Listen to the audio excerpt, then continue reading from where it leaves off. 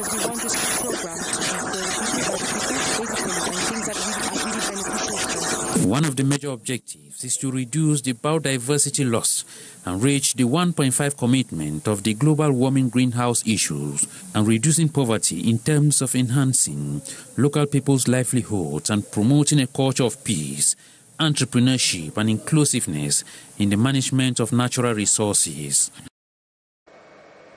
From December 2024, agricultural goods that get into the European market must comply with EU regulations to ensure the goods were not produced in violation of forest regulations and human rights abuse. Recently, stakeholders of some key sectors are concerned met to evaluate and define compliance statement. More with our reporter, Kijan Henry Atembe.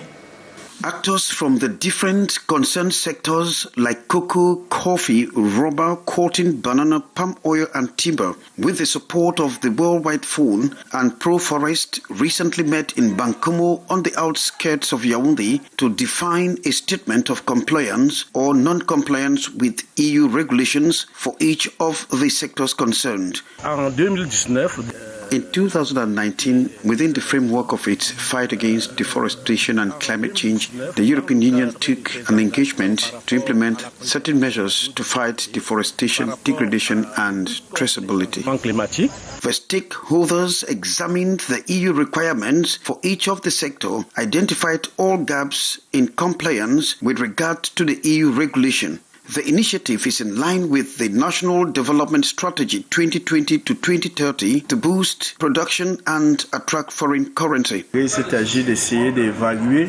are here to evaluate the different exports from Cameroon within the perspective of EU compliance. We want to check what has been done so far. Prior to the EU compliance requirement, a number of initiatives have been undertaken by some organizations to address some of the issues raised. This EU initiative is coming to support government's action to fight deforestation. HEVECAM is ready to comply with the regulations. These include Committee of Sustainable Cocoa, Rainforest Alliance Certification, Africa Sustainable Commodity Initiative, and the Africa Palm Oil Initiative. It must be recalled that by December 2024, all these products that get into Europe do not contribute in deforestation and must not abuse human rights.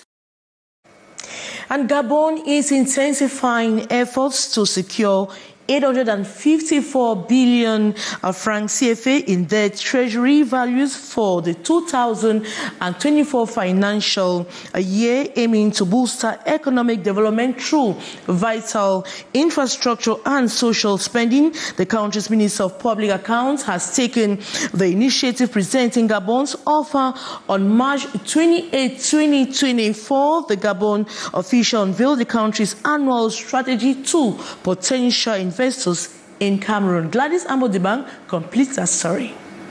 From the 854 billion francs CFA, Gabon is seeking to develop the country and stimulate growth.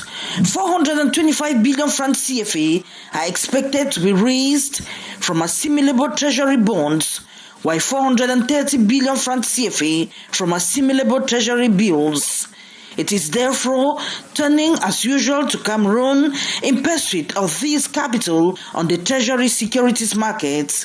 This move underscores the country's urgent need for increased social spending to uplift the construction of vital infrastructure to stimulate growth, generate wealth, and improve the living conditions of its citizens.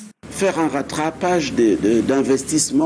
to catch up with investments because we consider that our country lacks roads, bridges, health facilities, schools, universities, and more. That is why we need much money to develop our economy. We want to acquire equipment that will foster growth, the production of wealth, and improve the livelihood of the population.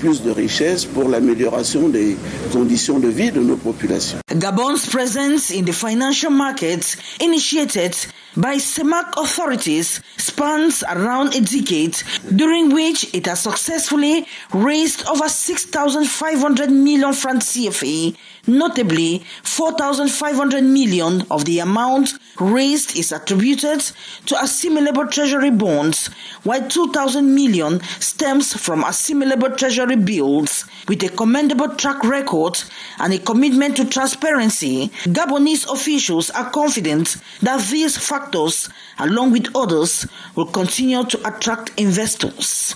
You observe that for the past 10 years, Gabon has raised more than 6,500 billion CFA. We have also engaged in the transparency policy, meaning to re-establish more confidence in our investors. We pay our debts as usual every August 30. This clean record attracts more trust in our investors, and they will see that we raised the money for the right purpose.